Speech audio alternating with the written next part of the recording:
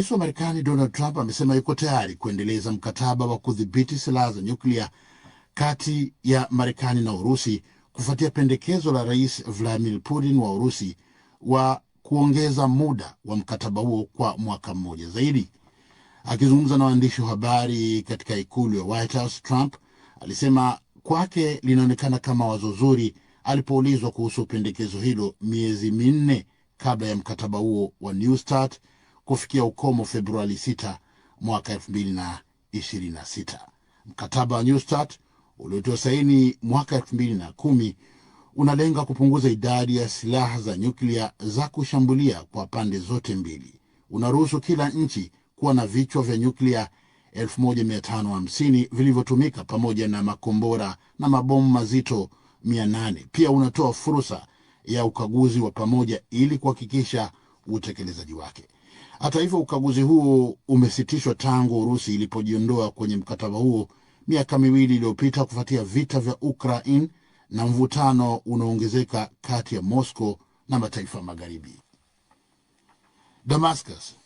Msemaji wa wizara ya mambo ya ndani ya Syria, Nordin al-Baba, amesema uchaguzi wa bunge nchini humo umekamilika katika vituo vyote vya kupiga kura bila tukio lolote la kuhatarisha usalama.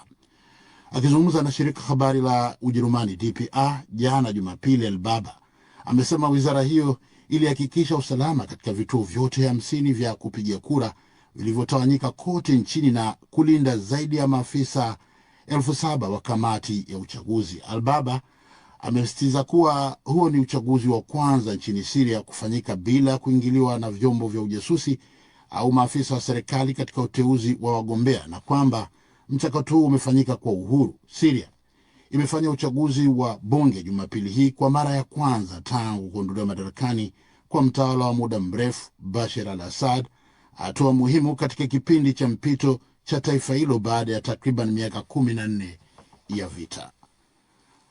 Berlin. Wawakilishi kutoka wizara ya mambo ya ndani ya Ujerumani wamefanya mazungumzo mjini Kabul kuhusu kufanikisha utaratibu wa safari za kawaida za kuwarejesha wahalifu wa Kiafghanistan. Mazungumzo hayo yalielezwa kama majadiliano ya kitaalam. Kituo cha utangazaji cha umma cha Ujerumani ARD kiliripoti kuwa afisa mwandamizi wa wizara hiyo alikuwa Kabul Jumatano iliyopita kujadili urejeshwaji wa raia wa Afghanistan wenye rekodi ya uhalifu. Makubaliano ya Ujerumani na Taliban ni swala lenye utata kwa kuwa Ujerumani haina uhusiano rasmi wa kidiplomasia na kundi hilo ambalo lilirudi madarakani Agosti 2021 na limewekwa pembeni kimataifa kutokana na ukiukwaji wa haki za binadamu hasa dhidi ya wanawake. Tangu kuchukuliwa kwa madaraka Taliban, Ujerumani imewarejesha makundi ya raia wa Afghanistan mara 2 kwa msaada wa Qatar. Mogadishu. Vikosi vya serikali ya Somalia vimefanikiwa kumaliza mzingiro wa saa 6 uliofanywa na wapiganaji katika gereza kubwa huko Mogadishu. Na msikilizaji, ndio mwisho habari za ulimwengu kutoka Bonn na zimesomwa na mimi Sudi Mnete.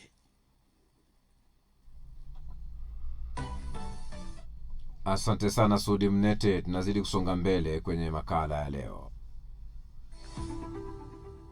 Nilitoa maelekezo wiki iliyopita na leo tena nimetoa maelekezo kwa hawa wawekezaji kwamba wawachie mto utiririshe maji yake kama kawaida, na nimetoa maelekezo leo ule mgodi kuanzia leo tumeufunga. Ni tamko la kufungwa kwa mgodi wa dhahabu wa Kayue lililotolewa na mkuu wa wilaya Nachingwea, Lindi, Tanzania.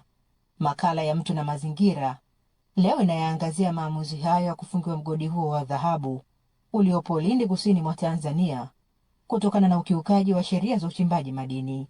Mimi ni Salma Mkalibala, karibu. Serikali ya Tanzania kupitia viongozi wa wilaya za Nachingwea na Liwale mkoani Lindi umeufungia mgodi wa dhahabu wa Mtombwe Mkuru Kiegei unaomilikiwa na kampuni ya kigeni ya Kichina inayoitwa Kayue kufanya shughuli za uchimbaji kutokana na ukiukaji wa sheria. Wamiliki wa mgodi huo wanatajwa kukiuka sheria za uchimbaji wa madini na kutumia kemikali hatarishi aina ya zebaki katika shughuli hizo za uchimbaji, pamoja na kudaiwa kuwanyanyasa wachimbaji wadogo wanaofanya kazi katika mgodi huo. kulingana na wachimbaji hao wadogo kutoka katika mgodi huo. Hatua hizo za kiholela zinazofanywa na wamiliki wa kampuni ya Kaiue zinaathiri si tu afya zao, bali pia mazingira yanayozunguka eneo hilo. Tunaomba serikali iendelee kufuatilia hili jambo na waweze kupigwa marufuku hawa watu ambao wanatumia wasiendelee kutumia, kwa sababu itatuletea madhara zaidi sisi wananchi na mifugo yetu. Sisi kama wachimbaji tunahitajika tupate faida kwenye uchimbaji wetu, lakini tunapopata matatizo kama haya kidogo tunarudi nyuma kwenye kipato na vitu vingine kama hiyo. Mimi na wewe afisa madini twende pale waliponyea, tutachota hata karai moja tu ione mercury ambavyo imelewa. Kwa kweli tunaathirika.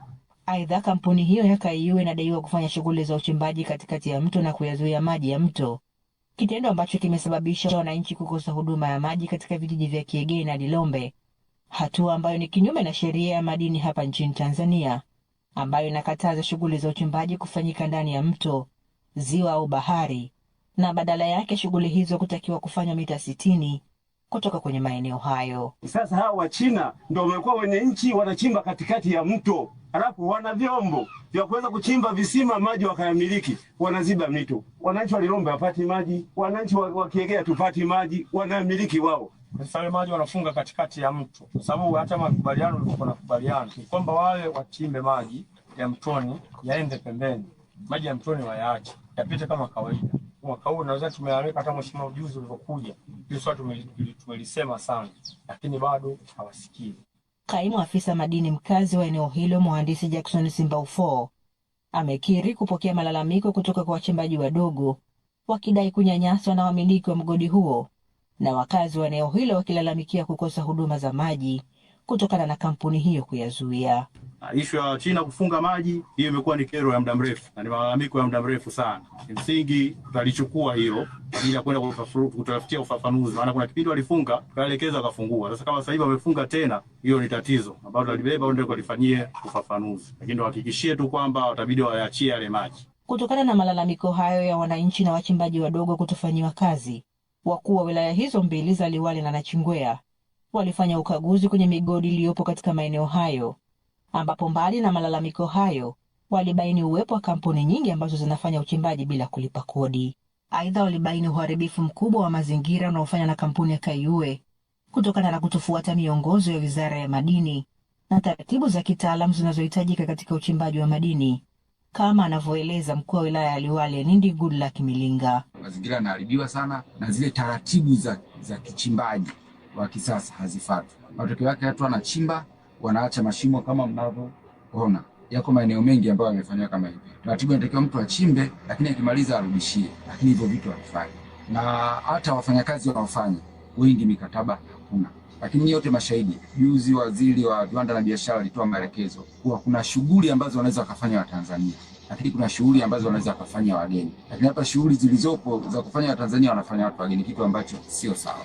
Kampuni ya Kaiue inatajwa kukiuka sheria ya usimamizi wa mazingira ya mwaka 2004 ambayo inakataza matumizi ya kemikali hatarishi kama zebaki, sheria ya madini ya mwaka 2010 na marekebisho yake ambayo inawataka wawekezaji kufuata masharti ya usalama, afya na utunzaji wa mazingira, pamoja na sheria ya usalama mahali pa kazi ya mwaka 2003.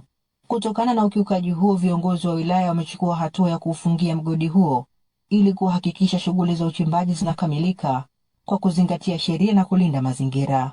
Msikilize Mohamed Moyo, mkuu wa wilaya ya Nachingwea, akitangaza hatua hiyo. Nilitoa maelekezo wiki iliyopita na leo tena nimetoa maelekezo kwa hawa wawekezaji kwamba wawachie mto utiririshe maji yake kama kawaida, na nimetoa maelekezo leo, ule mgodi kuanzia leo tumeufunga mpaka maelekezo yote ambao tumewapa, na hawa tumwambia watu wa madini pale tumemzuia kuanzia leo mpaka maelekezo ya serikali. Na hayo maelekezo ya serikali tutakuja na mwenzangu mkuu wa wilaya wale ndio tutaufungua ule mgodi pale. Lakini ya ziada tena kama ulivyosema wanatumia na mercury.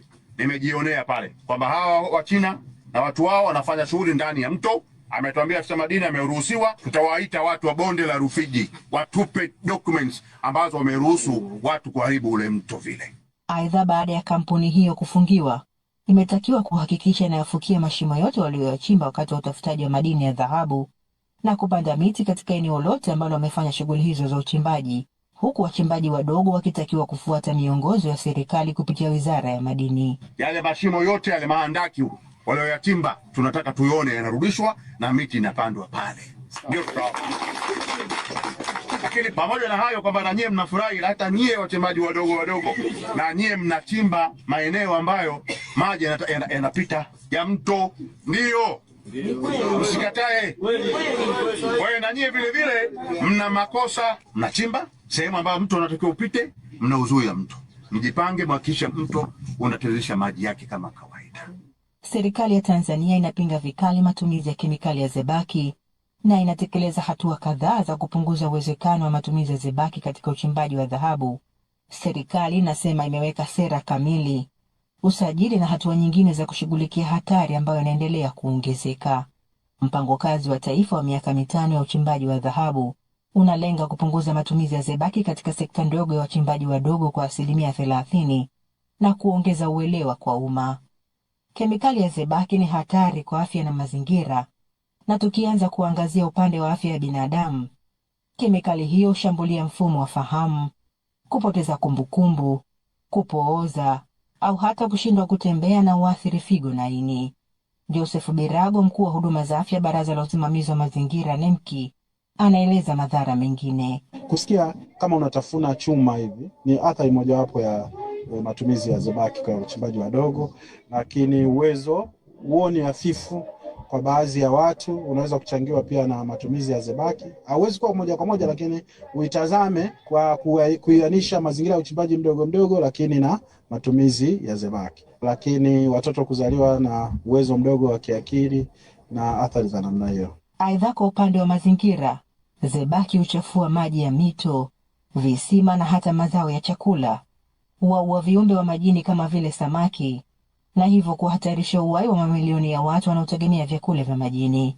Kwa kuwa haiozi kirahisi, zebaki hubaki kwenye mazingira kwa miaka mingi, ikiathiri vizazi vya sasa na vijavyo. Hatua ya serikali ya Tanzania kuufungia mgodi wa Kayue ni onyo kali kwa wawekezaji wote wanaodharau sheria, mazingira na maisha ya wananchi. Ni wajibu wa kila mwekezaji kuhakikisha shughuli zake zinafuata miongozo ya kitaifa, zinaheshimu afya za wafanyakazi na zinatunza mazingira. Msikilizaji, ulikuwa unasikiliza makala ya Mtu na Mazingira. Mimi ni Salma Mkalibala. Hadi wakati mwingine. Asante sana Salma Mkalibala kutokea maeneo Mtwara, Tanzania.